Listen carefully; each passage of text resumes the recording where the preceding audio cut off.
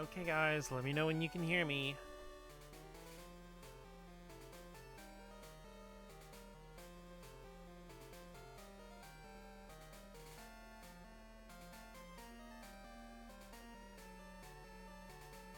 Okay, back. Cole sent a DM that may or may not help. To me? Or did I just miss part of the context of this conversation because my internet died?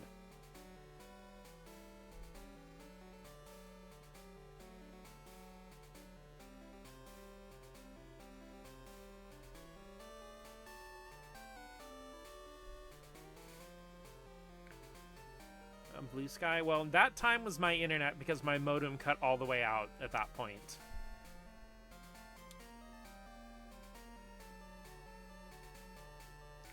So I guess it just is my internet after all. Well, while we're here, let's go ahead and battle Alan. I waited around for you. I'm thoroughly prepared today. Just playing hard to get tonight.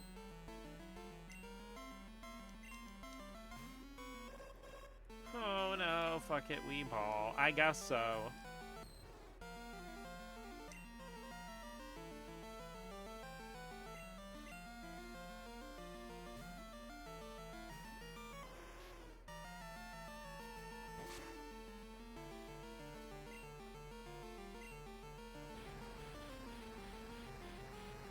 Weirdly enough, freaking Blue Sky didn't even send me a notification for your DM. I had to go, like, check it manually. I have it specifically set to send me DMs from cool, attractive people, so yours should have been, like, the first one.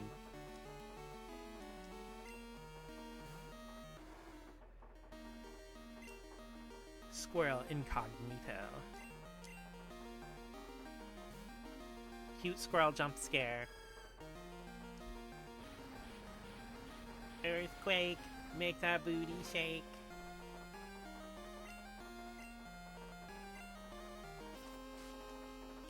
Honestly, the part that annoys me more than anything is when I go to upload my VODs to YouTube so I can preserve them.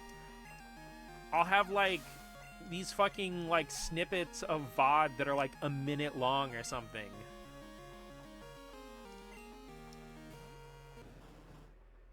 And it's just so freaking awkward. Body slam. Cause if we're talking bodies... I don't even like that song that much. You guys ever have any of those songs that, like, you don't really like the song, but you just break into singing it because it just gets stuck in your head so much?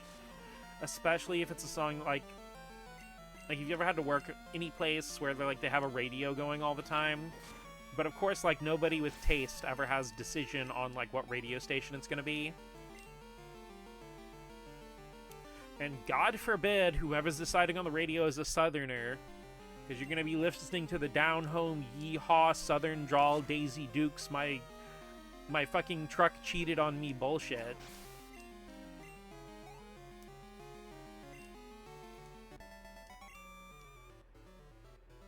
Computation error.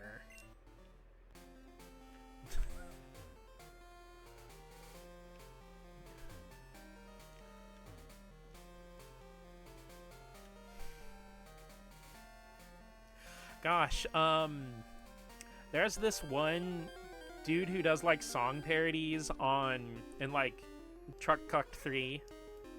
That seems like something you'd find at, like, the knockoff bargain bin thing that Walmart used to have, where they'd have those weird-ass knockoff movies like Transmogrifiers and shit.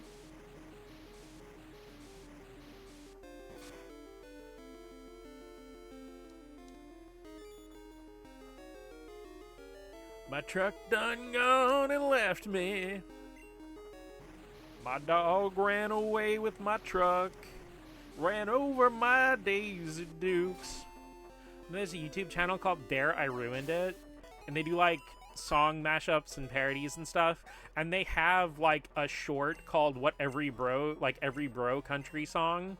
And it's literally chopped off bits of song saying, like, Friday night, beer, cold beer, Daisy Dukes, truck, dirt road, And it's like, it's a full minute of nothing but those clips from a bunch of different songs. They don't even reuse the same song. Dragon Rage. I'll put it over Thunderwave. Brainwave, mainframe psycho, got a high-speed twister. Mr. Modester with the roadster. Check it out, take it out, take a bow to it. The best of the best, bow out to the moon. My corn filed for divorce and took the tractor.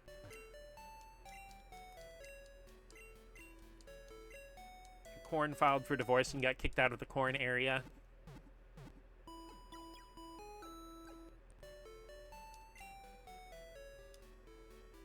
Tui songs are such earworms. I love The World Ends With You and Neo, The World Ends With You's music. They're both so amazing. Okay, guys, I will be back in just a minute. There's nothing bad happening. I just gotta go to the bathroom. And I just set the controller down on my desk way too hard. I'm very sorry about that. I'll be back in just a noodle. Don't forget about me while I'm gone, please.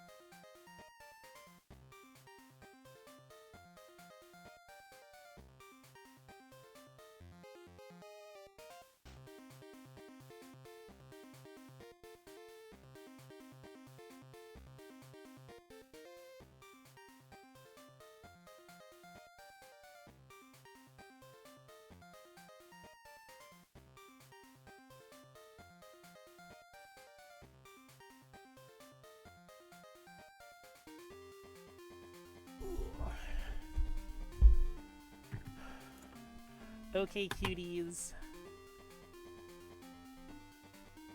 I return. Refreshed and restored. Who are you? Where'd the other mouse go? Ah!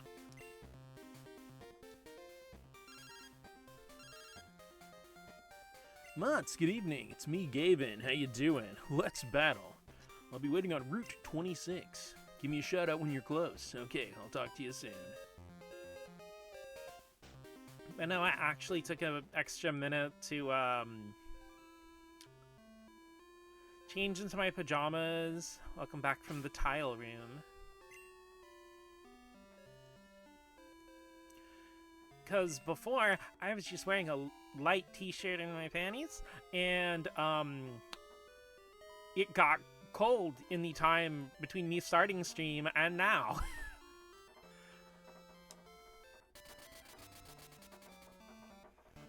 So I have changed into my warm, comfy pajamas. Because, you see, the thing is, the high today was 83 degrees. And the high temperature for tomorrow, I would like everybody to take a guess what it is. Did you guess 56 degrees Fahrenheit? Ha ha!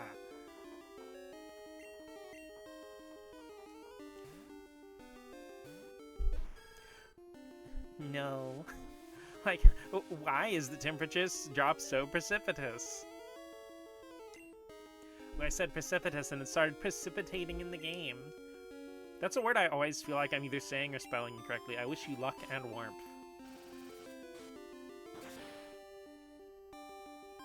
No, because when I started stream, I even had, like, the fan going and stuff. Precipice.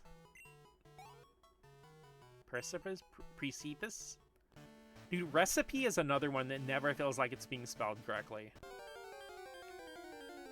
Receipt yourself.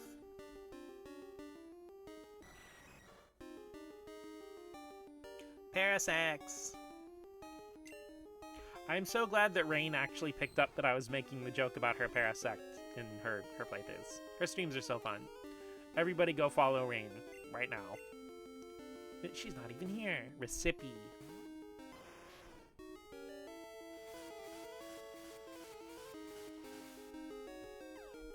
Hi Dot, welcome back.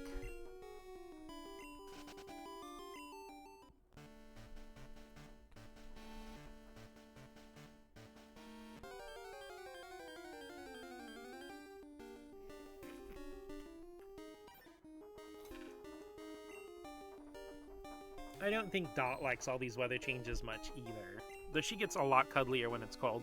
When it's warm, she just wants to go outside and play in the yard. That'd be bad for me to follow a woman at this time of day.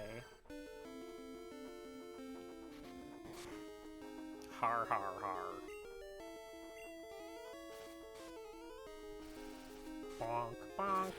Headbutt. I'm getting headbutted. Okay, fine. Okay. I don't think I got the pun that Sex 2 the Parasect is named that because it's a pair of sects until you said it.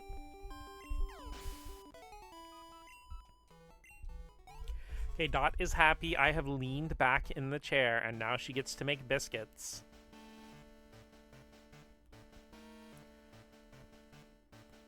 Except she's doing that weird thing where she has her back legs on my desk and is leaning forward just biscuiting on me. So, like, her front half is, like, most of the way to my lap, and her back half is still on the desk. Dot, what are you doing?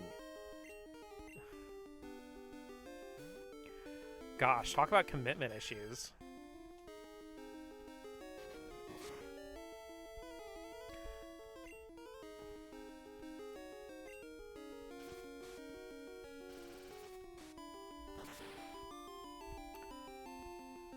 What's she doing? She's innovating.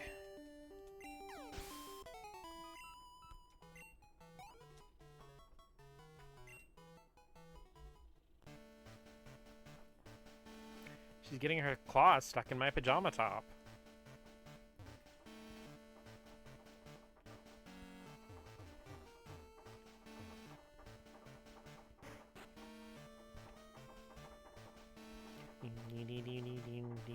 man. Look, I even remembered to go fight Gavin instead of just absentmindedly walking over to Kanto.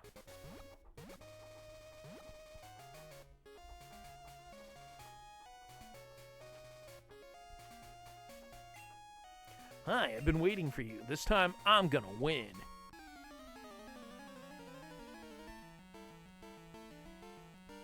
See, now, Maddie, that you watched me play Pokemon Puzzle League, you know where that I'm gonna win verbal tick comes from.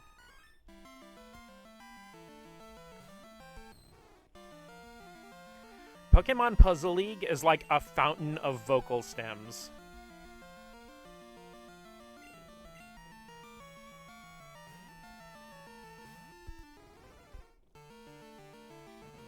Especially the Pokemon cries in that game. Boba Bulbasaur! Sai-ai-ai. Clalaloister.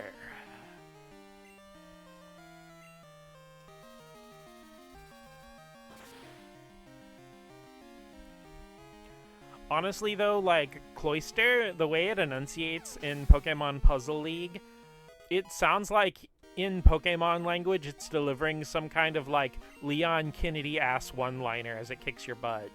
Clalaloister.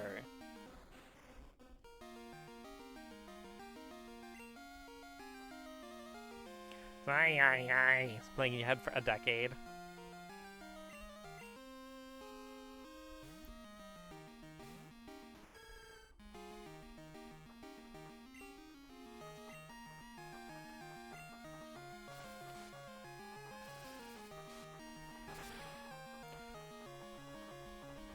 Also, one really, because remember I showed you, Maddie, that in Pokemon Puzzle League, you can choose which Pokemon your character uses, even though it doesn't really have much of an effect on gameplay. But you can actually choose to play as Tracy as one of the playable characters in, like, the Versus mode. And you can actually choose, he has Venonat and Scyther, but he also has Meryl. So it was one of the first games where you could play as, like, with a Gen 2 Pokemon. Because Misty's in there, but she doesn't have Togepi as one of her selectable Pokemon, because in the first few seasons, like, Togepi didn't do any battling or anything.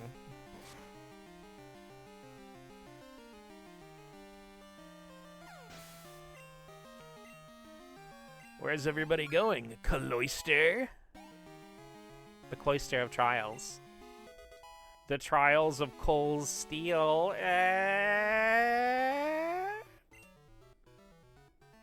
Life is even tougher.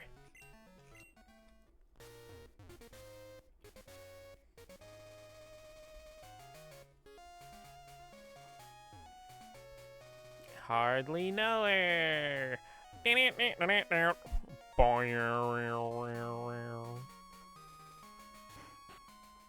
I need to get a soundbite from the Sega Genesis Fantasia game when you take damage. It's just like this really harsh bramp at the bramp.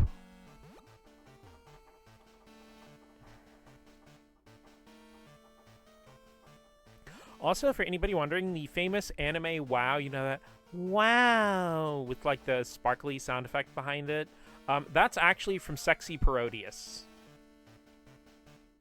And it is crazy to me because that WoW soundbite is exponentially more well-known than probably not just Parodius, but Gradius in general. In the 90s, Konami put out a lot of parody games. Yeah, that's from Sexy Parodius. But in the 90s, Konami put out a lot of parody games. That's actually where Kid Dracula comes from, is it's a Castlevania parody. And of course there's Parodius,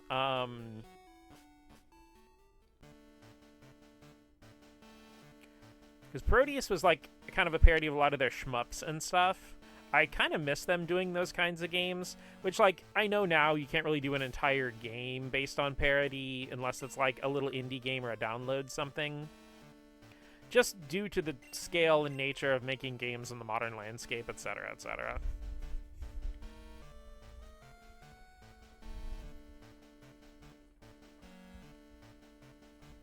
Want to get a soundboard of the Tales of Pow Hammer hit? Oh, that's a good one.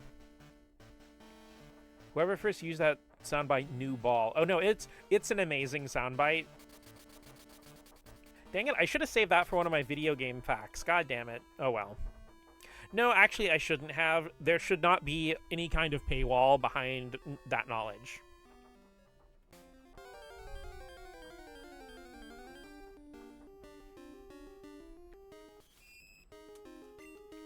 Everybody should know about Sexy Parodius.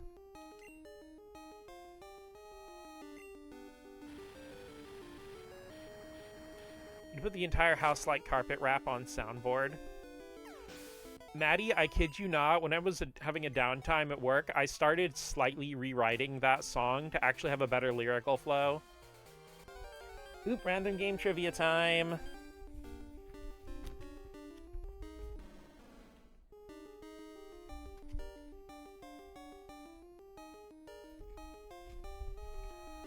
Okay. Here's a fun one. Azurill.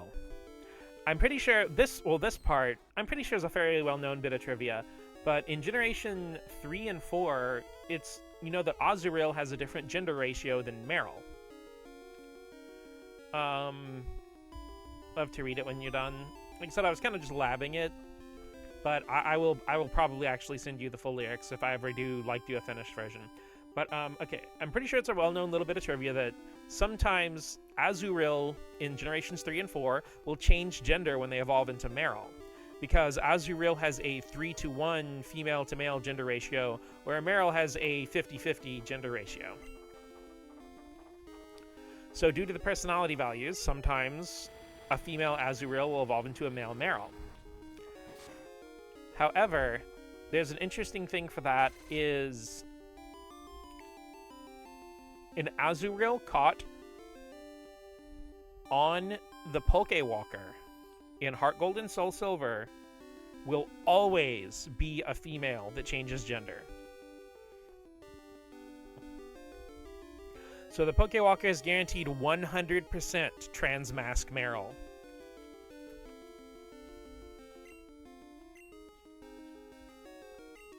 The first of many trans mice.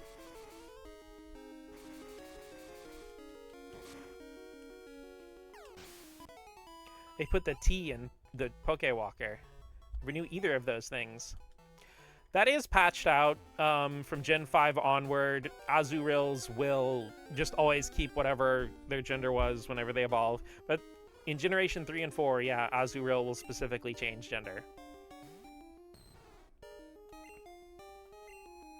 Interestingly, this isn't really related to that fact, but there is a glitch in Generation 7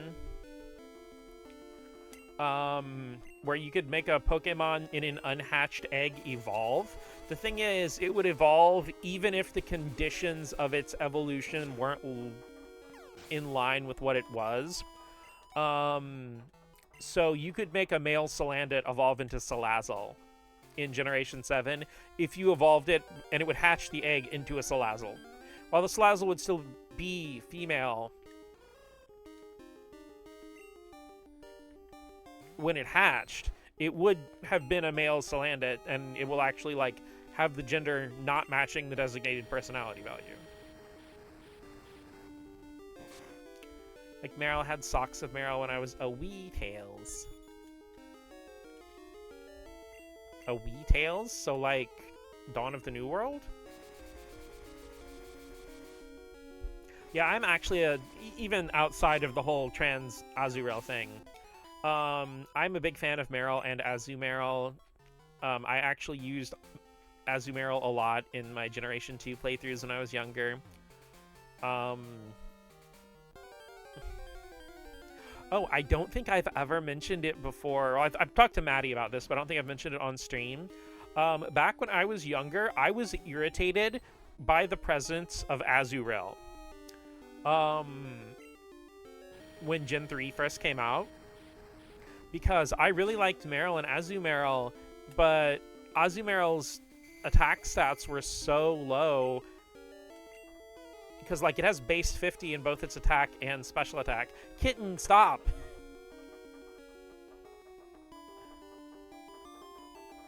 Sorry, she kept clicking the freaking mouse button and bringing up the news thing on my PC. But, Actually using an Azumarill for the first time in my current crystal run. Hell yeah. Well, the thing is, like, its stats are tanky and its attack stats are low, so I wanted Azumarill to get an evolved form in the next games. And I was irritated because it got a baby form, which means that now Azumarill can never evolve because all the Pokemon max out at 3 stages.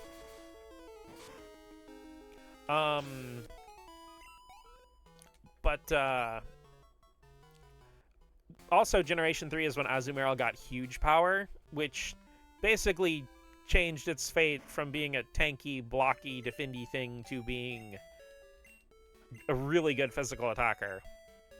But the thing is, huge power wasn't as well described in a lot of, like, the sites and stuff back then.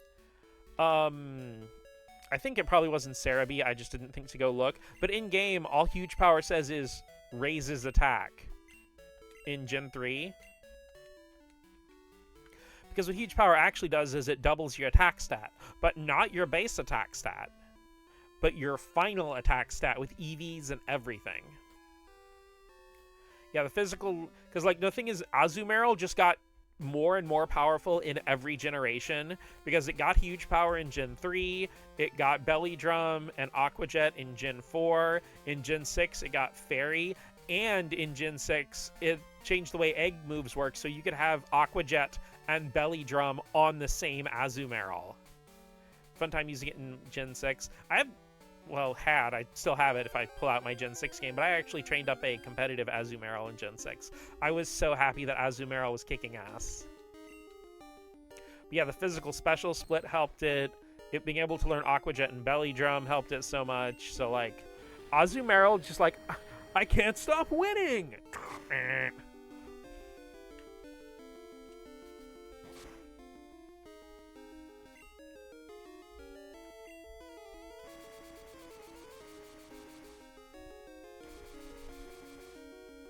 Yeah, Azumarill's fate in competitive is like, it's like some of those old Yu-Gi-Oh cards that nobody used that were like commons that would like stop your opponent from special summoning or something. And like, but then like, you know, 15 years later, it's like, oh wait, this common from 2004 destroys the entire meta. Hope my girl Ladian can kick ass someday. Ladian's so cool, especially because it's got like the whole Super Sentai vibe going on. It needs to be awesome somehow. All it needs out of the Mega with like big ol' power as an ability.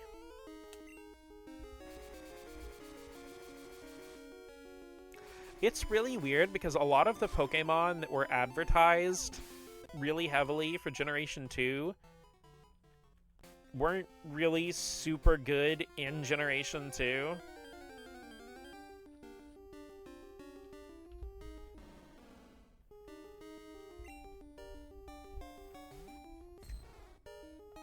Because, like, the advertising had, like, Meryl, Togepi, Ladybug, Slowking and Blossom were on there a lot, which, like, I understand with Blossom, removing the poison typing was a benefit in Generation 2 specifically, because Psychic was still really powerful, but, you know, in modern times, you'd much rather just have the poison typing.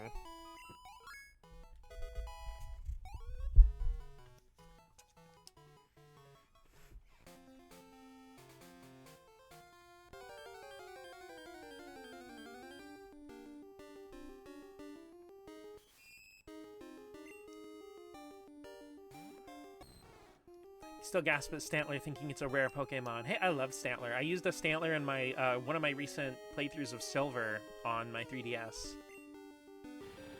I think I've mentioned this team before, but it was Weepinbell, Nidoqueen, Stantler, Hypno, Fearow, and Lantern. Okay, yeah, I use Fearow a lot because Fearow's awesome. But other than Fearow, it was a team of Pokemon that I'd either never used before, or in the case of Lantern, had only ever used once.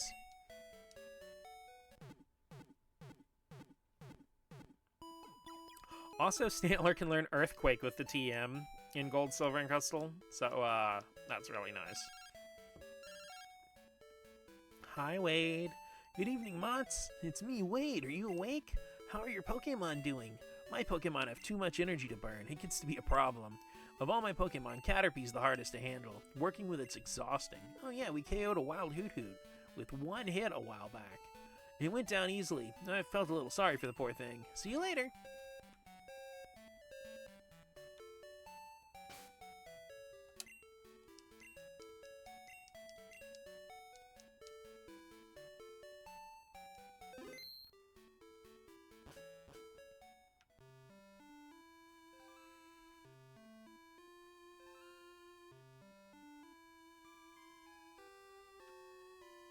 I don't remember the exact name, but I do remember that all-star Pokemon localization guy, Nob Ogasawara, originally had a different name for Stantler that was a lot closer in spirit to its Japanese name.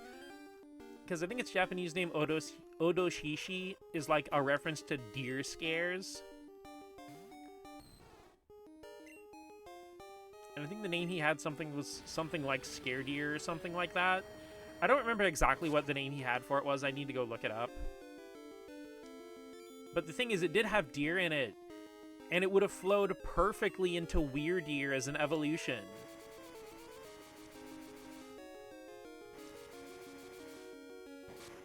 Because I feel like since it's only mostly in Legends Arceus, unless you, like, transfer it out into, like, Scarlet and Violet. Because you can't actually evolve a Stantler in Scarlet and Violet as far as I know. So I think people, like, lose track of the fact that, oh yeah, Stantler has an evolved form now. I'm secretly hoping that, like, original Quillfish and Farfetch'd eventually get their versions of, like, Overquill and Surfetch'd. Also, can I just say how perfectly amazing the name Overquill is for an evolution of Quillfish? Like, 10 out of 10.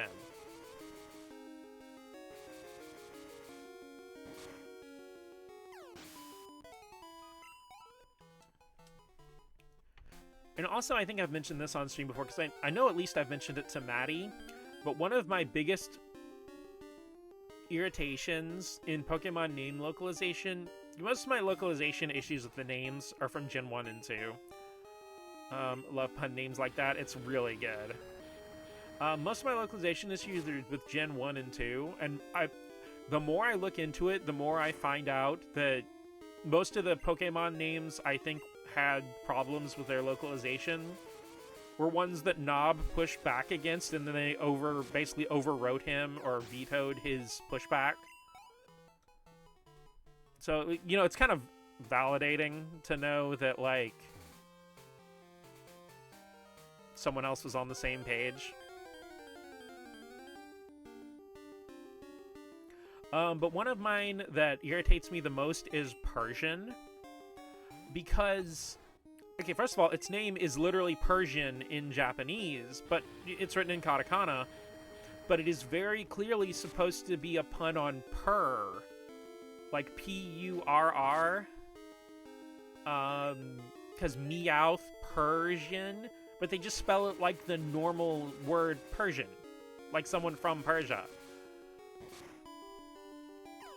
BRB to eat a food, but my contribution to the Pokemon discussion is I like Houndoom. Fuck yeah, Houndoom fucking rules. We love Houndoom in this chat. Enjoy your food.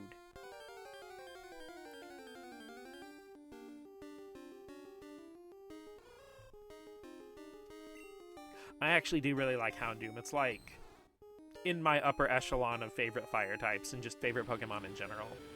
And its Mega Evolution is raw as fuck. I overthink names for my Fakemon, and I can do simply a pun name, and ooh, it feels great. I think the biggest localization name failing of all time is Mr. Mime. Which, once again, Nob revealed in an interview that he fought tooth and nail to try to get them to change that name to something else. Because he's like, guys, what if they have a future game where they introduce gender? And they were just like, that won't happen. Don't worry about it. Which, of course, literally the very next game, they introduced Pokemon gender.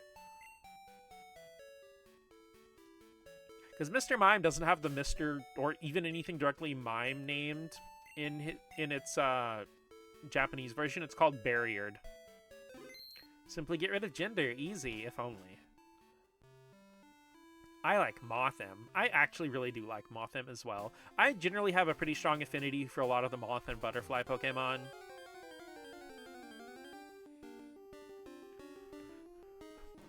Butterfree was actually like, well, okay, I used to say Butterfree was my favorite Pokemon in Gen 1, but it was really Raichu, but I didn't want to be a normie, and because having Pikachu or Raichu as your favorite Pokemon was like, everybody said their favorite was either Pikachu or Raichu, one of the starters, or Mewtwo, so I wanted to be different.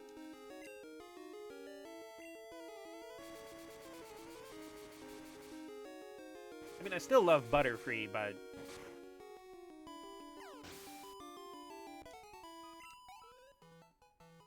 I was like going through, the checklist in my head when people would ask me my favorite Pokemon, making sure that I didn't like say one that was too popular. You know, just that kind of stupid thing you do when you're a kid trying to stand out. Aside from not working when they're female, I do like Mr. Mime as a name for a creature. It's dumb. It is a funky, cool name for like some kind of creature or character. Especially like, and I'm not just saying this because it's a mime thing, but Mr. Mime would be a great name for a character from something that has the vibe of like Digital Circus or like a late 2000s, early 2010 Cartoon Network show. I just don't think it works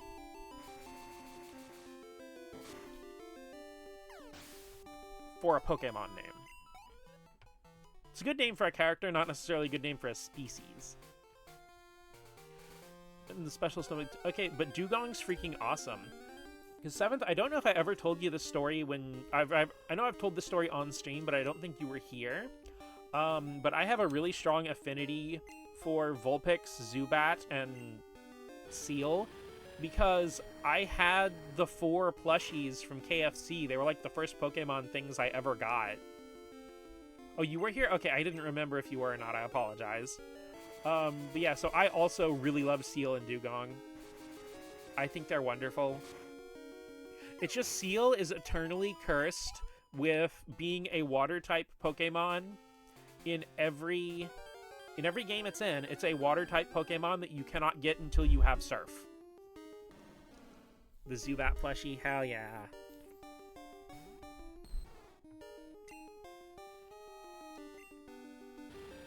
Like I said, I apologize. I yap a lot, and I kind of tend to tell the same stories multiple times, and I can never remember who's here when I tell what, which is kind of part of the reason I do retell a lot of stuff.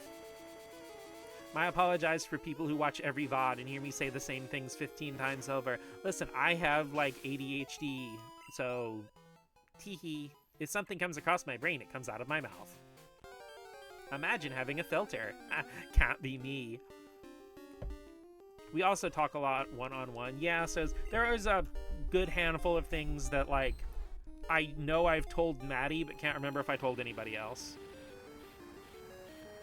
No worries. Okay, I'm glad.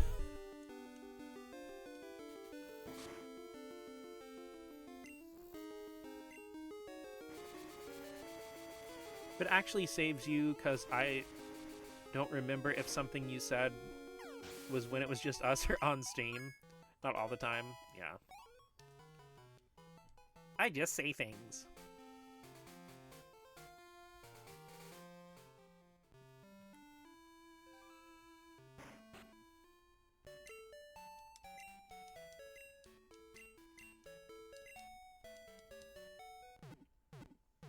Also, 7th, I don't know why, but mentioning that a minute ago made me think of that one time on Steam.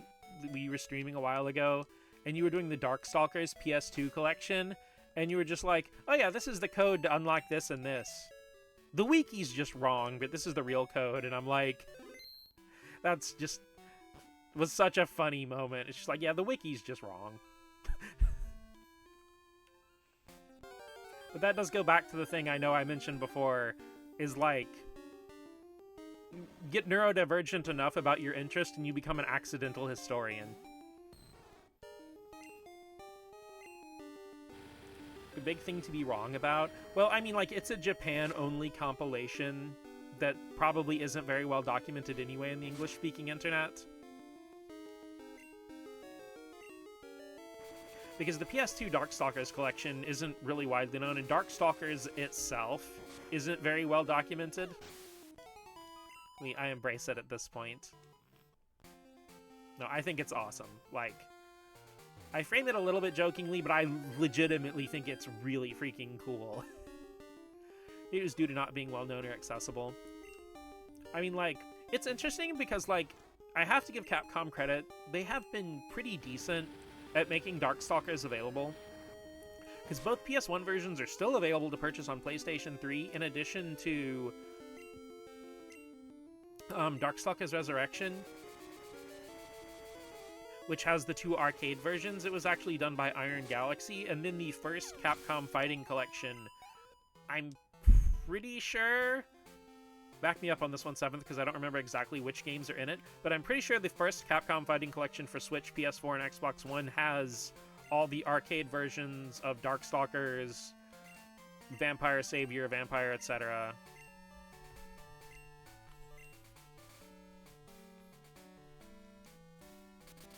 Oh, give me just a second. I'm getting pushed backward in my chair. It's baby time. Fighting Collection has everything but the console Darkstalkers ports. Again, the slapping of arcade classics on a few of these collections. I'm hoping for console port collections, because a lot of console ports of fighting games have really cool exclusive content that you cannot get on anywhere else. And there are some console ports where, like, there will be one specific console port that's the only version that has this or that content. Like, there was a really obnoxious thing. I feel like this happened a good bit in, like, the 5th console generation, where, like, only the Saturn version or only the PlayStation 1 version would have this or that content. Also, I am pushing so hard. I really want the PlayStation 1 version of Marvel vs. Capcom 1 to get a re-release somewhere. Officially. Because, like, I feel like its reputation is kind of unfair. Because, yeah, it is definitely not a port of the arcade game Marvel vs. Capcom Clash of the Superheroes. It is its own completely separate game, but it is basically Marvel vs. Capcom 1.5. And I think I've mentioned this before, but that version of Marvel vs. Capcom is what got me back interested in fighting games after having a kind of rocky history with them when I was younger. Because when I was really little, I would go over to a friend's house and they'd have, like, Street Fighter 2 or whatever on Super Nintendo. And, you know, like, I'd try to play and they wouldn't tell me how to do the moves, even though they knew how to do all the character moves. So they're throwing fireballs around and I'm just punching and kicking and losing every fight. And I finally start to figure stuff out and they tell me I can't play that character, that I'm cheating. And it didn't help that, like, Mortal Kombat, like, okay, I don't know if I've mentioned this on stream. I think I have. I've at least mentioned it to Maddie. But I'm not a big fan of games where you realistically kill other humans. And by realistically, I mean, like, you use a realistic weapon or something of that nature, and, you know, like, there's gore and bones exposed and stuff like that. I don't mind gore in a context of something like Resident Evil. But I'm not saying that a game where you kill other humans realistically is a deal breaker of whether I will play it ever, but it has a more uphill battle, because that's definitely not to my tastes. I think it's just a shared early fighting game experience. Okay, so it wasn't just me. But yeah, like, Mortal Kombat left a bad taste in my mouth because I wasn't a fan of the characters killing each other, which is a shame because I really loved the first Mortal Kombat movie, the New Line Cinema one. Which apparently I'm not the only one, because I think in the modern games, Shang Tsung is just modeled after that actor who's, like, I love the actor and I can't remember his name right now. I feel so bad about it. He's such a cool actor and he was in, like, every martial arts movie from the 90s. How could that even be fun for them? I guess there are some people who just want to win no matter what. Like, it doesn't matter, they just want to win. It doesn't matter how, it doesn't matter what the means are. Like, I don't see how that's fun either, but maybe it's one of those neuronormative things. Carry Hiroyuki Tagawa, yes. I know he passed away a while ago, and it's such a shame because he was so freaking cool. He was great in every role he did. Used to not have an issue with gore, but now I'd rather not. At least not realistic gore, yeah. I mean, something like Dangling Rompers or something like that. And stuff like the blood in Ace Attorney doesn't bother me, but it's like... Again, it also depends on context. Something like Resident Evil, that comes part and parcel with everything. But weirdly enough, I feel like Resident Evil does its gore pretty tastefully a lot of the times. Weird as that may sound. Like, if they're showing you visceral on-screen gore in a Resident Evil, it's for a reason. Or it's helping set the tone. Or it's showing you how badly you fucked up and your character's fucking dead. Yum yum gore. I mean, the gore in Danganronpa is usually like strawberry or lemon flavored. Though it is funny, we were laughing in Guru's stream a couple days ago, because a lot of Chinese versions of games will replace blood by just making it solid white. So there's this one clip from one of the Fist of the North Star games where a dude, like, gets part of his body just gets crushed off screen. So you only see the top half. And in the game, normally, you see the top half of his body, and it's just like this explosion of blood from, like, just coming in from off screen. But it is a very different context when it's completely changed. So I died from drinking just so much milk. They were lactose illiterate. Got milked to death. And also one very specific image from that Fujoshi's really like to turn to. It's Itachi from Naruto with, like, blood flowing out of his mouth from one of the fights. But it's changed to white. Blood turns to stuffing in a Death Game manga I follow, but then, like, their ribs and organs and stuff still fall out, so it's like, oh.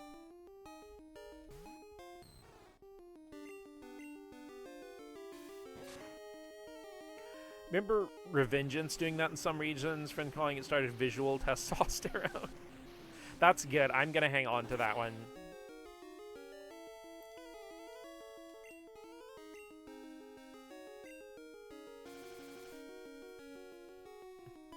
I mean, with Revengeance, at least it has a little bit of a lore reason. I think in Metal Gear Solid 2, they mentioned that, like, the white blood or something like that.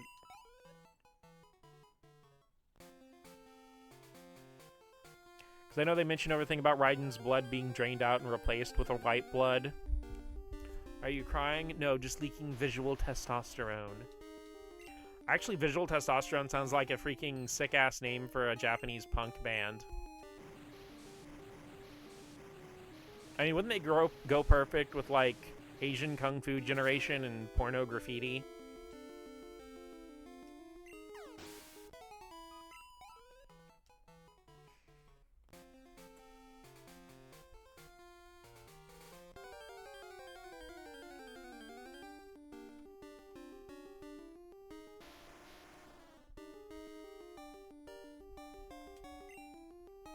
Word-slapping ass band names. True, we do be slapping words. And yes, Maddie, I do still remember the word-slapping game from, like, fucking 15 years ago or whatever. Okay, not quite that long, but shit, it's been long. Me-verse ass years ago.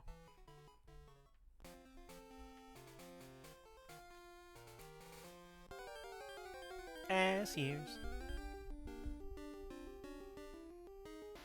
Also, Dot is very comfortable and happy. It's flopped across my leg and tummy now.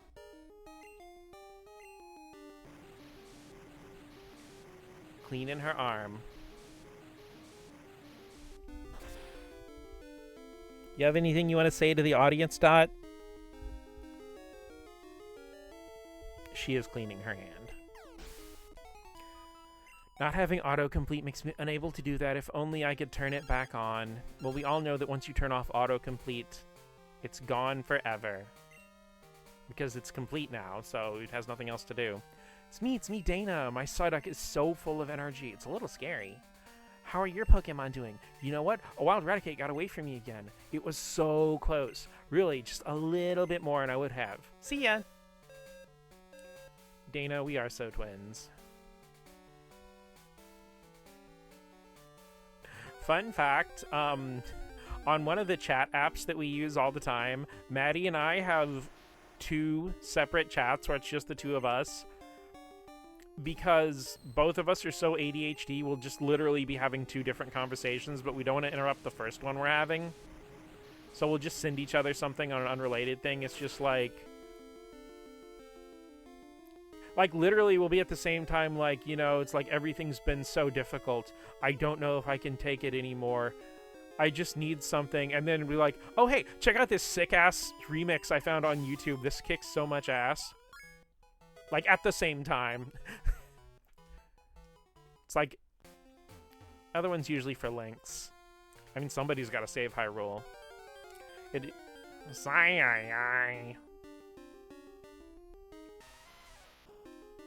Riveting commentary. That's why Dot is my co-host. Ha! Gotta go with the full gusty. Ha! Even though they don't really do that ha much anymore. But the ha lives on in my heart. My ha art.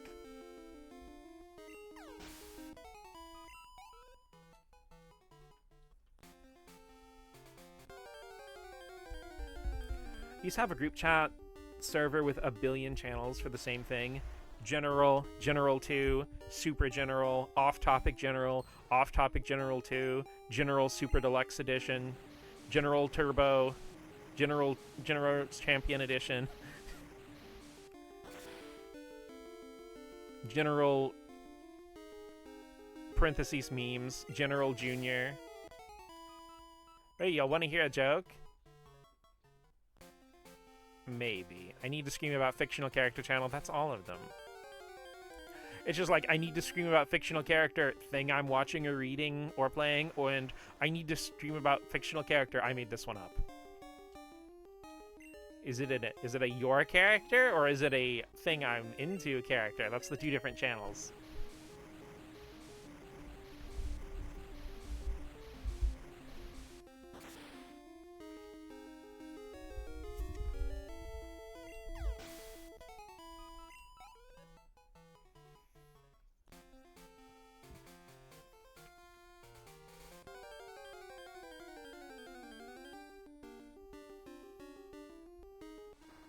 I need to scream about fictional characters. OC.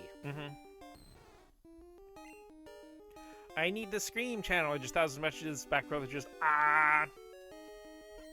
I always think about that one meme with the, like, just the possum with its mouth all the way open. It's like, due to personal reasons, ah. And it's just like the letter A all the way ah ah ah. Oh.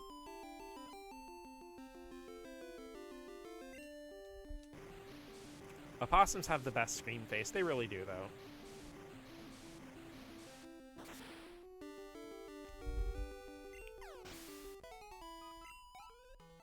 Also, fun fact, early last year, somehow a possum kept getting into my house, and I had to chase it out of my house with a broom.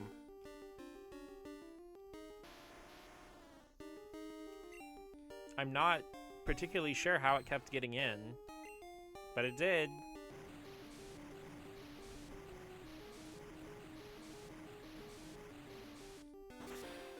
Sorry, that was me. Impossible. Possums are like, ah.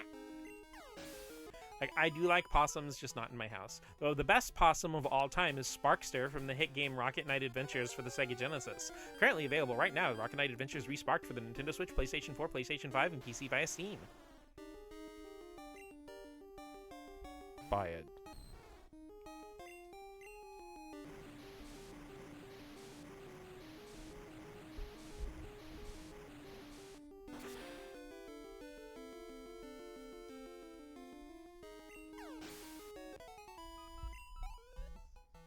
Though also now I can't unthink about the whole thing with the Konami logo being different colors on the 316-bit systems. So now I'm like, I don't know if I've played any TurboGrafx games that were made by Konami to even see the blue logo. I can't even think of any TurboGrafx games by Konami except like Rondo of Blood. Shilling Rocket Knight for love of the game. I respect it. Rondo has it, yeah. Like I said, I don't even know if they made many other TurboGrafx games. Then again, a lot of it might just be stuff that only came out in Japan. Because the PC Engine / TurboGrafx was basically the Super Nintendo's main competitor in Japan. Opossums range from the cutest thing on earth to looking like disgusting cave goblins, but still cute. True. Trying to learn Slam. Come on and slam! But seriously, no, I am not teaching my Dratini an 80 power move with 85 accuracy. F that noise. Or, sorry, 70 accuracy. Why not? Oh no! It's even on the Jesus. Oh wait, wrong mouse.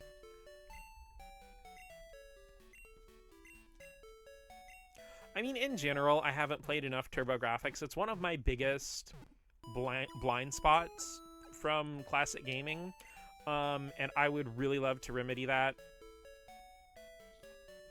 Oh, I was able to hear my joke. Sure.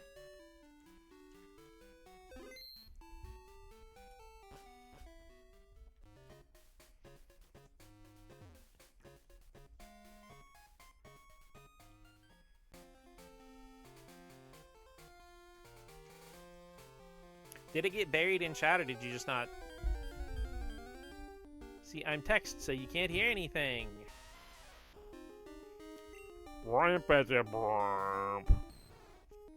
Also, even though you should go play Rocket Knight Adventures, even if you don't, go look up the boss fight theme. It is freaking amazing. Start with the TurboGrafx 16 Mini, really cool library, honestly.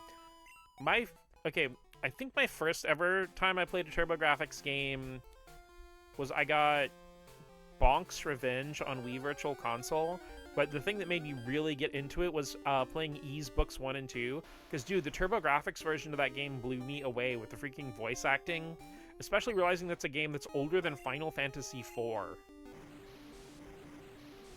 Like, they really went in, and the localization's actually, like, really good for, like, the voice acting scripts and everything. It's weird because the TurboGrafx version of Ys has a better localization than some later ports or remasters of the game.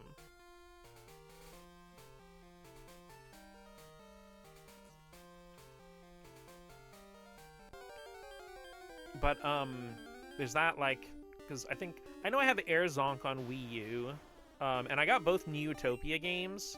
I think I have Neutopia 1 on PlayStation 3, and I've got Neutopia 2 on Wii U, I think, but I'll have to go double check.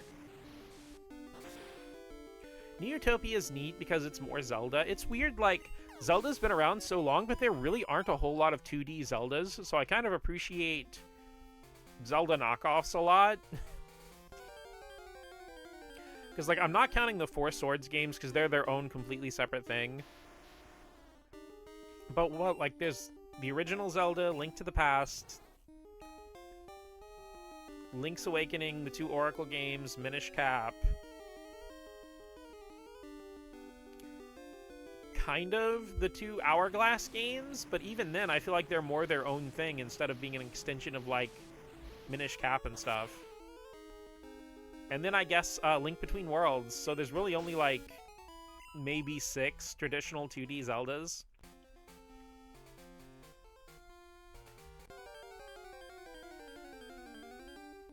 Like I said, I feel like Phantom Hourglass and Spirit Tracks are both so their own thing. They don't really feel like they're directly related to something like Link's Awakening or Minish Cap or something. So I definitely do appreciate the Alundras and Neutopias and stuff like that. Actually, there is something really fun and special about, like, Zelda-adjacent games that layer on just a little more RPG, like an EXP system, or maybe more of a RPG-esque equipment system.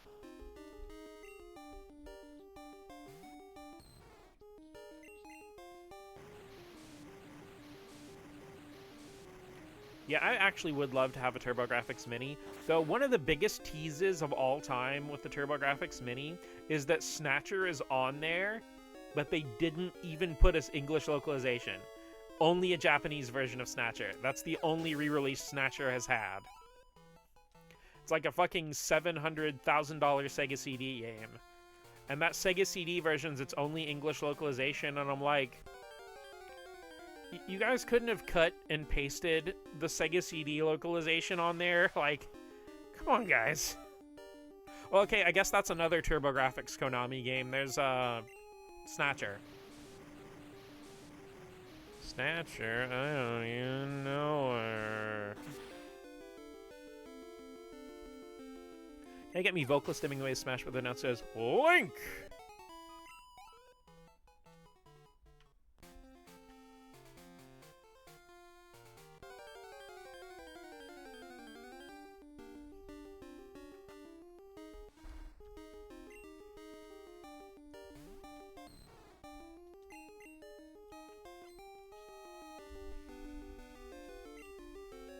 Zelda.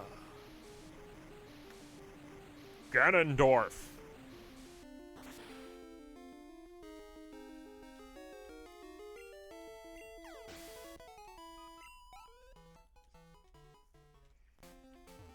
One of my favorite things, like, okay, you know Xander Mobus is the Smash Bros. Announcer for Smash 4 and Ultimate, and he's also Joker's voice actor from Persona 5.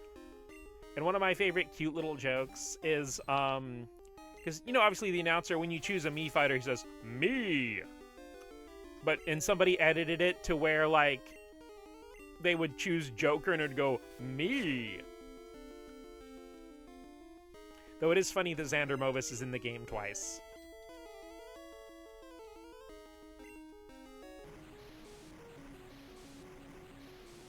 I think I'm gonna head out dealing with a bit of a headache. Gonna go lay down, spend my night on Cerebi and listening to YouTube. That sounds wonderful, Cole. I hope you have a fantastic night, and I hope your head feels better. Get yourself plenty of rest. Good nighty-night. I'm probably not going to be streaming for too much longer. Like I said, I was pretty out of it today, and I did plan to do a shorter stream.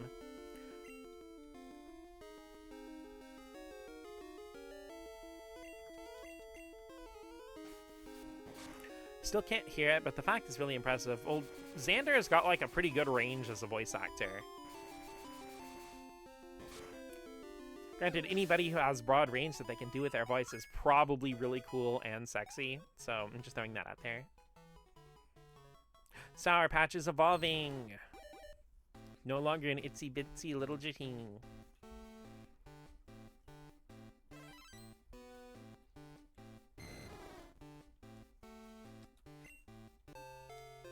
Luong.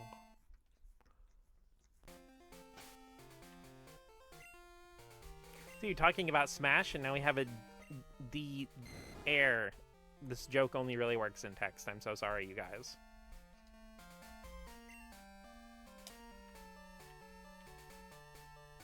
Ha! Thank you for the one courtesy laugh. Speaking of, you know what's really fucked up? The McDonald's near where I work, they charge fucking full price for ice water. Like, it's literally the same price to get an ice water that is to get a soda. Why would you do that? The most fucked up part is they started doing it last summer, like the hottest part of the summer.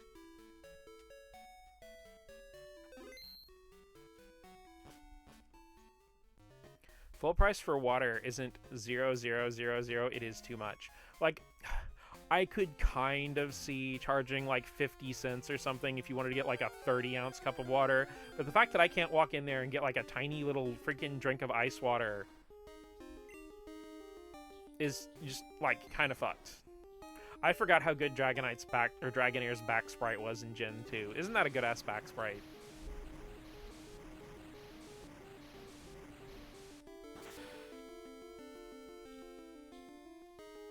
big ass nose. Stop by McDonald's after work to get a shake and notice they charge you extra for a small. Okay, I actually asked about that because I got a shake. They don't, but for some reason there's a glitch and it just prints the word small shake surcharge, but doesn't actually charge you any extra. I think it does actually charge you extra if you get a shake as you're drinking like a combo meal or something though. Because from what I noticed, if like you get a combo meal, if you get a drink that's not like a normal soda, it'll increase the price to be exactly the difference between what your soda was and what the other drink would have been.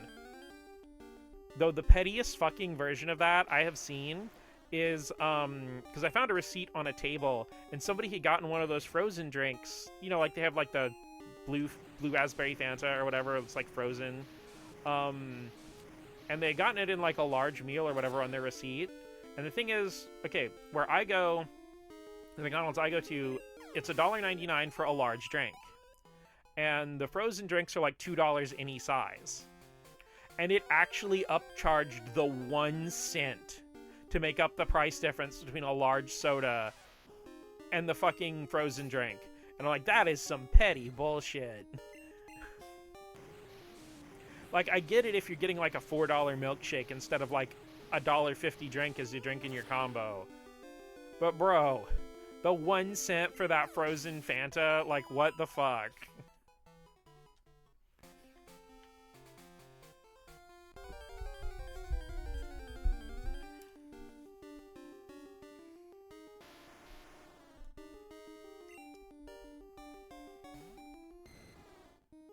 I'm gonna be honest, I was secretly hoping this whole time that Entei would just randomly show up and I could get a Pokeball in on him, and he has not. The one time I actually want Entei to show up.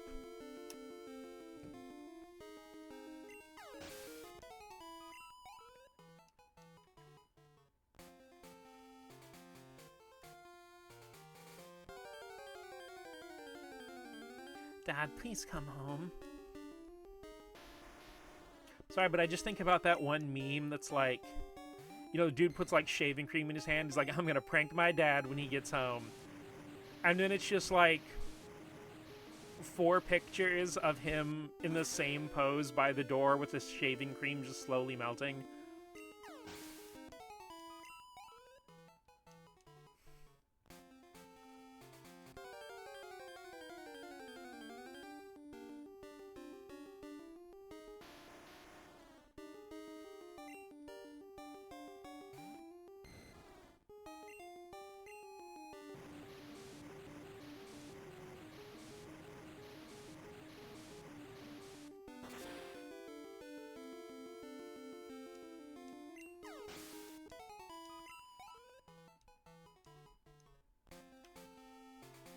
You know, I'm gonna be honest, the Dratini Dragonair training has not quite been as slow as I thought it was gonna be. Because I know with pseudo-legendaries, they tend to be a little bit, like, time-consuming to get leveled up. Because, you know, they have the slower experience group.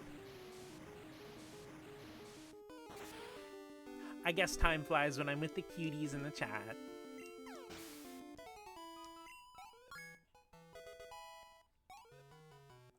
Also, ever since the one joke you made on Wit's stream, fly the time fun have, so true, bestie.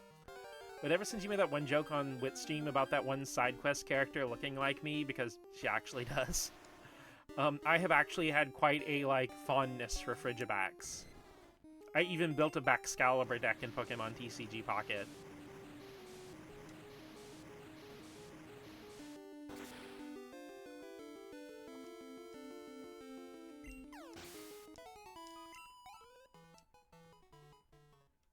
Making the prophecy come true.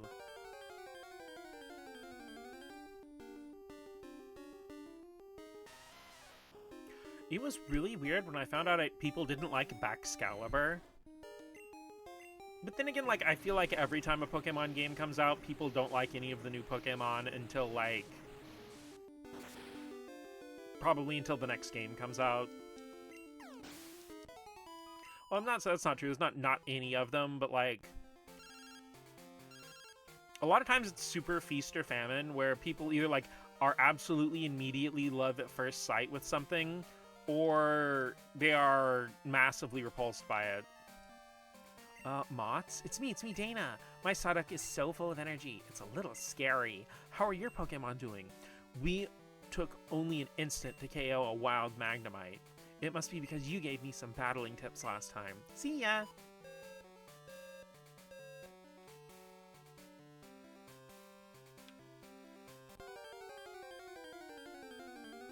An interesting thing is the original Gold and Silver, the trainer phone calls are a whole lot more generic. They actually changed them a lot in Crystal and gave every trainer type a lot more personality. Which that is something that carried over to Heart Gold and Soul Silver.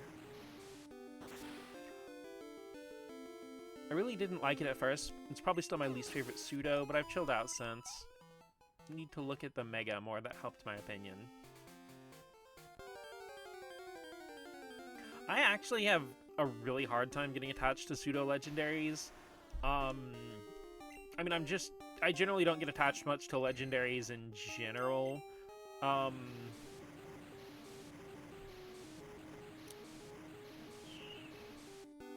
Like, I don't necessarily dislike them, but I don't know, even since I was younger, I wasn't ever really a big fan of, like, super overpowered Pokemon.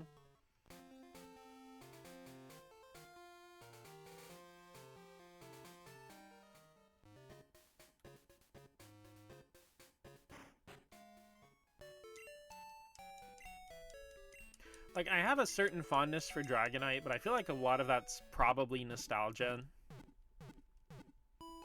I never really used Dragonite in a team in, like, Red or Blue or anything, but it's more like, you know, just Dragonite's existence was in a lot of stuff, is in the anime.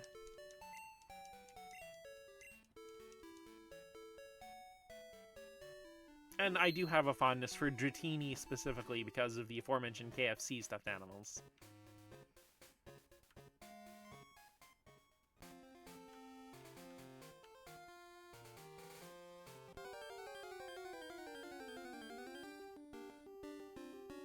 Big soft ones like Goodra and Dragonite. Goodra's pretty cool. I do like Goodra.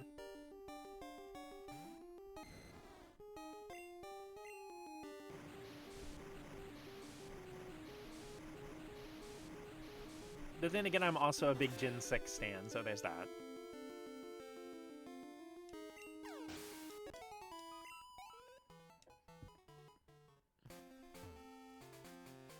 Garchomp's fun to use in competitive and stuff, but like, I have a hard time seeing Garchomp as like one of my Pokemon, if that makes any sense.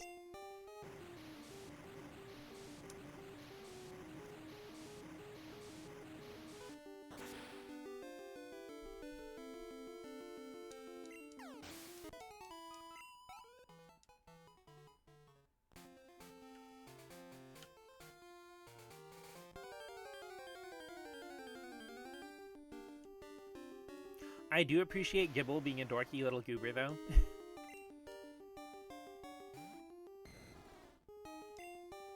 It's also weird, like, in the anime, a lot of people, like, meme on Ash, but he has had at least 3 pseudo-legendaries, because he has Dragonite in Journeys, he had Gibble in the Diamond and Pearl seasons, and he had Goodra in X and Y.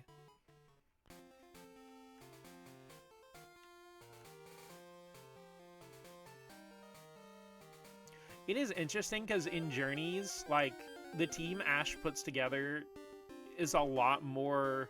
Okay, I'm gonna be honest, I feel like some of Ash's teams tend to vary between being like, we had an interesting storytelling idea, or we have to market things from the new video game. But Ash's Journeys team felt more like a team someone would naturally put together near the end of a Pokemon game.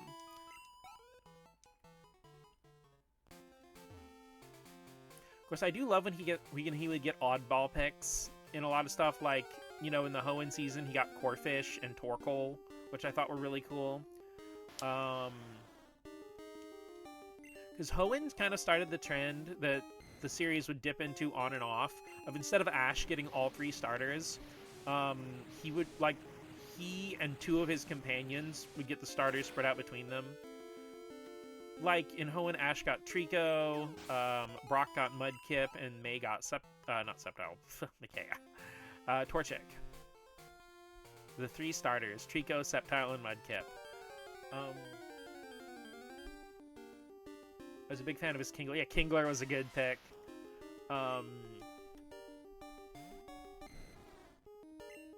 Plus, you know, like, I'm pretty sure most 90s kids had at least one Krabby or Kingler at some point that they nicknamed Cookie. Because, you know, his Krabby was Cookie. Like, I thought Ash catching a Muck was cool. That episode and its weird mistranslation of one line also gave me a lifelong vocal stim. An adult Muck! And its child!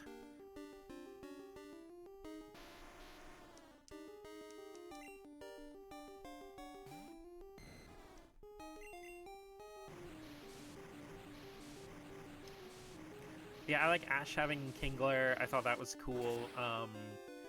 I'm actually really fond of some of the team building ideas they went with in Generation 5. Like, I will say, the black and white seasons of the anime get off to a rough start, but they are super underrated. Like, Ash's Oshawott, because Mom and I watched a lot of the anime together. We watched, like, all of Indigo League and the Orange Islands. We watched some of Johto, but the uploads we were watching on YouTube of the Johto seasons kept getting taken down. And we watched, like, all of the Generation 4 and 5 anime together. And, like, Ash's Oshawott single-handedly made my mom a fan of Oshawott. She had, like, 4 or 5 Oshawott plushies.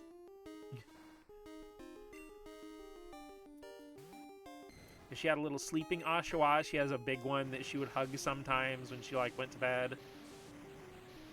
Not a big one, but, like, a regular full-size one. I guess, like, a teddy bear-size one.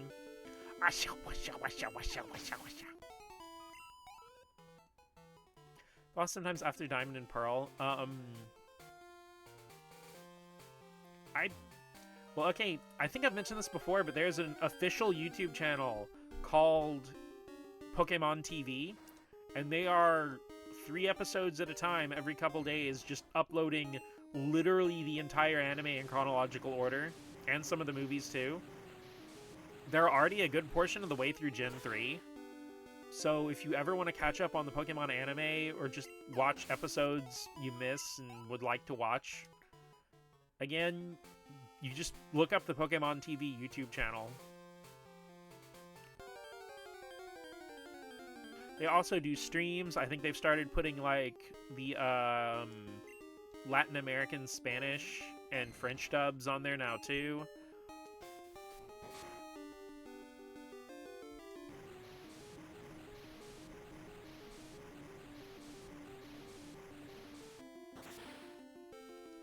Yeah, there actually used to be a dedicated app called Pokemon TV that would have, like, different chunks of seasons in rotation. But it was annoying because they would just take down whole chunks of episodes and then upload other ones. Which, like, I actually used the app quite a lot, and it did have a dedicated Switch app. But after they took the app down, they just started uploading all the episodes onto the Pokemon. They made a new YouTube channel specifically for the anime, and are just uploading all of it. And I'm just like, thank you. This is the better way to do it.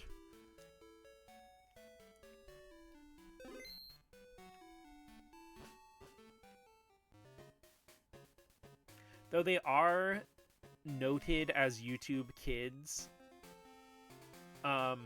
so there's no, like, comments or anything, and there are certain limits to what it'll let you do. Like, you can't use the mini player or the pop-out player with YouTube Kids stuff. Like, if you do watch it on mobile. But, also, weird thing, I don't know if this is mobile only, but you probably noticed that, like, YouTube Shorts is almost considered something completely separate from regular YouTube. So if you're watching a regular YouTube video and you click on a short, on mobile, it won't actually pull you out of the regular video or lose your progress in the regular video. But a weird thing is, if you click on a short while you're watching something in YouTube Kids that doesn't allow comments, the short will have its comments also disabled while you're watching your shorts. So if you get rid of the YouTube Kids video and you go look at that short again normally, you can still look at the comments and make comments and stuff. YouTube Kids was a mistake. At least they should have it as a separate app where... Because the big problem with YouTube Kids is it just went to a bunch of old videos that were not made for kids and just tagged them as YouTube Kids because they were animation or something. And so, like, a decade's worth of comments and conversations on some old YouTube videos are just gone now, and it fucking sucks.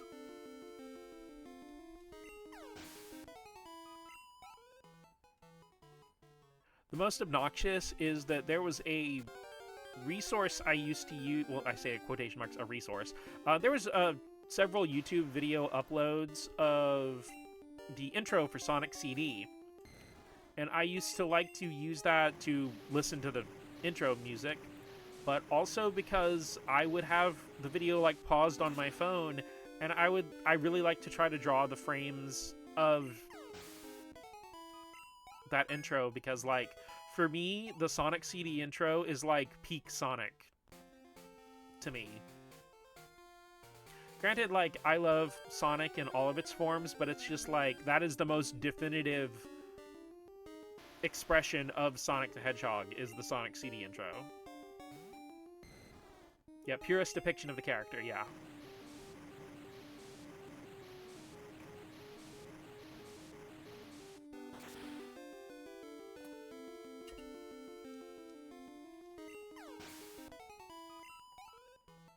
It even has the little thing from the old Japanese lore books where if Sonic senses danger, he'll sneeze. Because there's a frame before the mountain crumbles and the rocks fall. There's like a couple frames of Sonic's head dipping out and sneezing, and then him wiping his nose with one finger.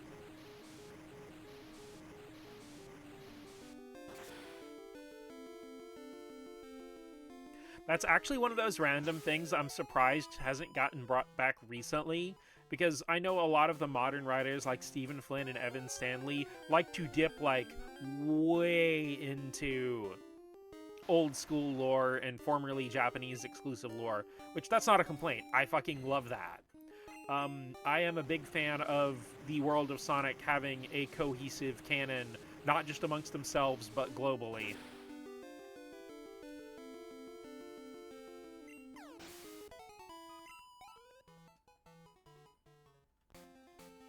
Because anyone old enough to remember, like, Sonic having, like, fucking 15 different continuities running at the same time between, like, the Archie comics and the Saturday morning series and the Adventure of Sonic the Hedgehog and the games kind of doing their own thing, but occasionally, like, doing weird shit. Like, for example, Sonic CD's North American instruction booklet calls Amy Princess Sally.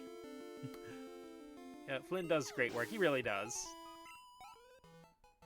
Like, I think Sega knows he does great work, which is kind of why he got the whole, like, kind of lore keeper position, so to speak, but also why, you know, they pulled him in to write for the games.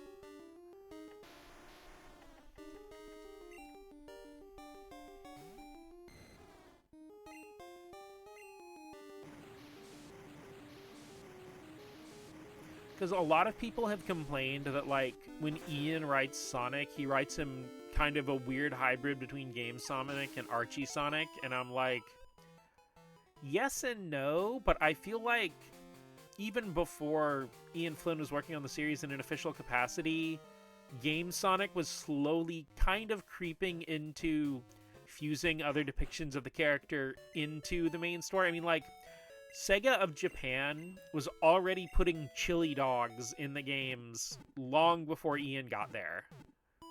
And that's something that was specifically made up by North American localization. I mean, hell, Dr. Eggman was not called Robotnik in any Japanese media until Sonic Adventure. Because Robotnik was completely made up for international localization, like the name and everything. So Sonic Adventure not only canonizes everybody calling him Eggman in North America and Europe and stuff, but it also canonizes his name actually being Ivo Robotnik for the Japanese version. So that's not just because, like, a lot of people would pick on, oh, Sonic Adventures, them awkwardly, you know, ham-fisting the whole Eggman thing into the North Americans. But, like, no, it's actually uniting his name across regions for both. Which, like, worked out for Sonic Adventure 2 as well, because the Robotnik last name became a part of, you know, everything for, like, his grandpa Gerald and Maria and everything.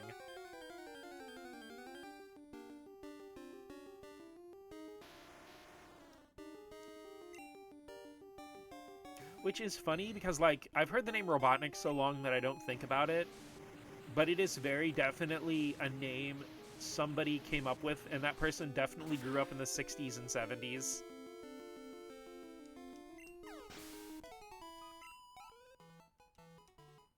Which, of course, as a kid in the 90s, I never really thought about. But looking back at it now, I'm like...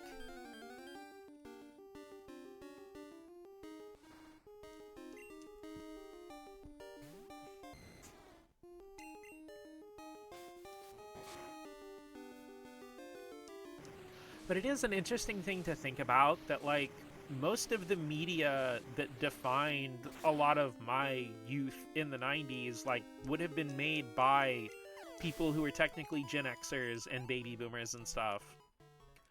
And, you know, a lot of things that Gen Z people grew up on are from Gen Xers and millennials.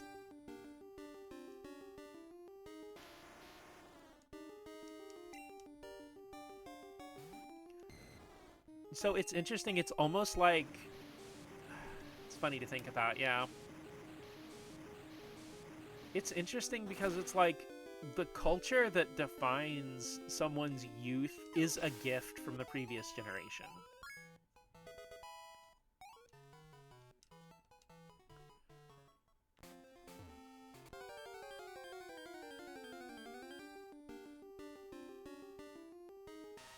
Because, like, it's a smaller version of it. But this is something I think I've mentioned on stream before, but I've talked before about how I used to work in a place that sold video games and electronics and stuff. And not too long after I started working there, in, like, 2015, 2016, a kid who was probably, like, 12, maybe 13, somewhere in that range, was trying to get his mom to buy him GTA. And, you know, he's like, well, I can just turn it down so I don't hear the cussing. And, like, she's like, let me see the back of the box. And, you know, of course, GTA, you know, it's like you got fucking realistic violence, sex. If it's adults only, it's in Grand Theft Auto. So she did not buy him GTA 5. Because I would always warn parents about a game being M-rated and let them look at the content if they were buying it for somebody who very clearly was not 17 or older. And he was like, well, I want a game that's cool. You know, I want a game that's like, you know, I don't want to... He was a kid, so of course he didn't want a game that was for little kids. He's buying for PS4, and I'm like, you know, I asked the mom, like, it's okay if like, he looks at teen-rated games, and she's like, yeah, that's fine, as long as they don't have a lot of cussing. And so I'm like, well, and then I showed him God Eater 2. And I'm like, you know, it comes with the first God Eater, and you can play it online with if any of your friends get it, and you get to, like, use these cool kick-ass weapons, and, you know, I didn't say kick-ass, I was at work, but, you know, like, you do these cool swords, and you can fight these big monsters. And he's like, and it was like $20, and he's like, okay, I guess I'll give this one a try. And I kid you not, probably like 7 years later, I don't remember exactly how long, it was definitely after 2020, but I'm in GameStop with Mom, and it's showing like a quick trailer for some games and stuff, and he's looking up at it. I think it was for like one of the Monster Hunter games. And, you know, he's talking about something, and because I didn't recognize the kid, and he was with a friend, and he's like, oh, hey. And I'm like, hi? He's like, yeah, you sold me the games and stuff back in the day. And I'm like, oh, yeah. And so he turns around to his friend, and they're fucking talking about weapon freaking out loadouts for God Eater 3. And it is so weird for me to think that I influenced this kid's taste in games. Because he was talking about the Monster Hunter. I think it was Monster Hunter Sunrise, not Sunbreak, but the game that Sunbreak was an expansion to. It's me, Gavin. How you doing? My Flareon might be greater than I imagined. I doubt I'll see a Flareon that's better than mine. Oh, I managed to barely defeat Noctowl the other day. Rise, thank you. Never seen a Noctowl get that strong. You shouldn't let your guard down, even against a Pokemon you're used to seeing. Okay, I'll talk to you soon. I have a way of doing that. It's cool. I'm glad. Like I said, I'm glad I can make positive influences on people, but it's also weird. Because for a lot of my life, I felt like nobody paid attention to anything I did, and nothing I said or did really mattered to anybody except Mom. Because I was, like, Mom never made me feel like the things I said or did, you know, I said or did were irrelevant. She never made me feel like that. But a lot of people I grew up around did. And so I just always assumed nothing I said or did mattered, so who cares? So, you know, it is really weird to me, especially thinking that, like, you know, I had an influence on somebody's taste in something. But then again, like, one thing I loved working at that place, especially with the kids would come by, is that, like, the day you go get a video game when you're a kid is a fucking awesome day. Especially if it's a day you get to buy a console or something. Like, that is so hype, and I always enjoyed being a part of that hype. Even if the rest of the retail experience was kind of ass sometimes, you know, as any kind of customer service job is going to be. And it's not from the customers. I drank all my water. It's not from the customers, it's from, like, hoity-toity people in suits who want, like, you know, they come up with some weird, stupid regulational thing or whatever, or randomly change how some things work. When, like, these are very clearly people who've never actually had to work a regular job in their entire life at any point ever. They just made up new stats for their spreadsheet, so they want your stats to match the thing they made up. Like, that was the part that sucked.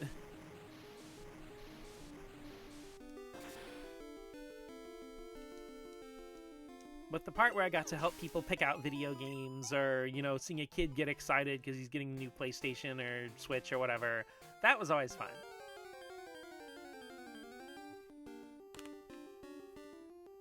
I apologize, I just cracked my knuckles and I was a lot closer to the microphone than I thought I was. Sorry about that.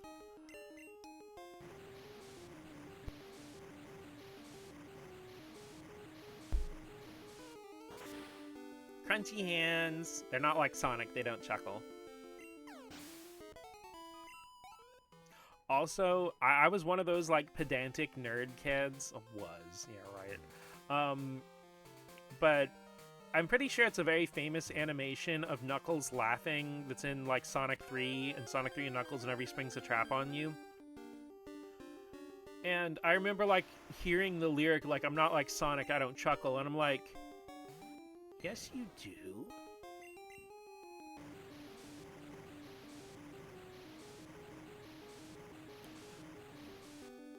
Though, like, random thing with that, I actually do like the fact that the Chaotix case files has confirmed that Knuckles Chaotix, the Chaotix in Knuckles Chaotix are in the same continuity as, like, the modern Sonic Chaotix team.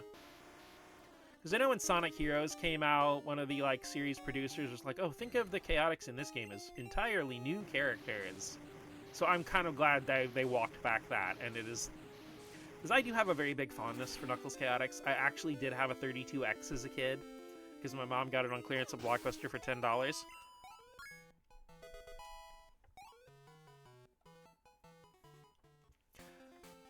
Though, as I've mentioned before, my copy of Knuckles Chaotix, I ended up having to return it, and then they weren't selling any more 32X games at Walmart anymore, so I don't actually own Knuckles Chaotix. Because, like I said, the cartridge I got was borked, and when I went to return it, they weren't getting any more 32X games. The 32X died really fast.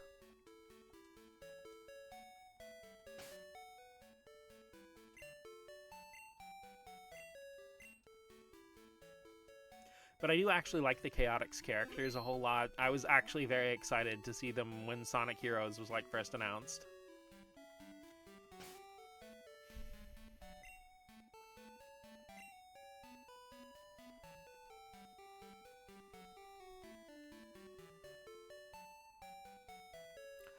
But I think I'm going to go ahead and call it here.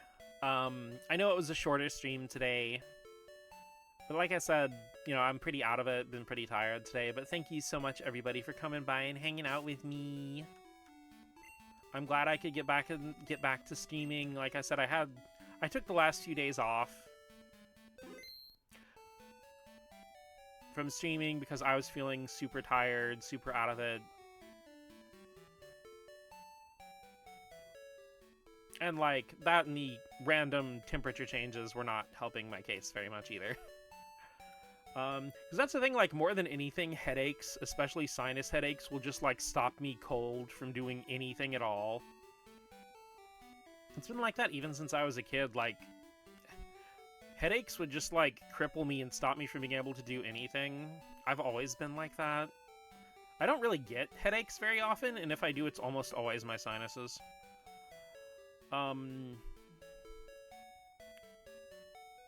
But it's like, I don't know how people can go through entire days with, like, having headaches and stuff, because for me, I'm just toast. It's over. But thank you so much, you guys, for coming by. Thank you so much for hanging out with me. I hope you guys all have a wonderful rest of your evening. Rest well. I will try to get myself some rest. Goodbye, everybody. Bye.